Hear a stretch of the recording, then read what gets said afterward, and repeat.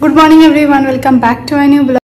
So এখন আমরা চলে এসেছি মথুরার একটা বিখ্যাত টেম্পল দ্বারকেশ্বর। এখানে সকাল 11টার মধ্যে বন্ধ হয়ে যায়, এই জন্য তোমরাও ট্রাই করবে জলদি চলে আসার 11টার আগে।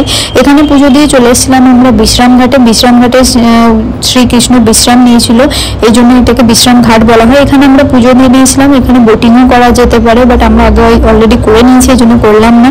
তারপর এখান থেকে চলে যাবো মথুরায় জন্মভূমি, যেখানে কৃষ্ণর জন্ম হয়েছিল। এখানে ফোন ব্যাগ সব জমা করে দিতে হয়, সেই জন্য ভিতরে গিয়ে কোনো ভিডিও করতে পারিনি, ফোন জমা করে দিতে হয়েছিল। তারপর চলে এসেছিলাম বিড়লা টেম্পল দর্শন করে চলে এসেছি বিজয়াশিতে, যেখানে মানে প্যারা মিষ্টির জন্য ফেমাস একটা জায়গা, যেটা জন্মভূমির ঠিক পেছনেই ছিল।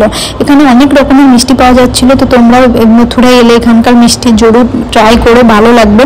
আর তারপরে মথুরার ফেমাস লাস্সি ট্রাই করলাম। তারপর লাঞ্চ করে আমরা বেরিয়ে পড়লাম দিল্লির উদ্দেশ্যে। তো চলো, বেরিয়ে গেছি অলরেডি, দেখা হচ্ছে নেক্সট।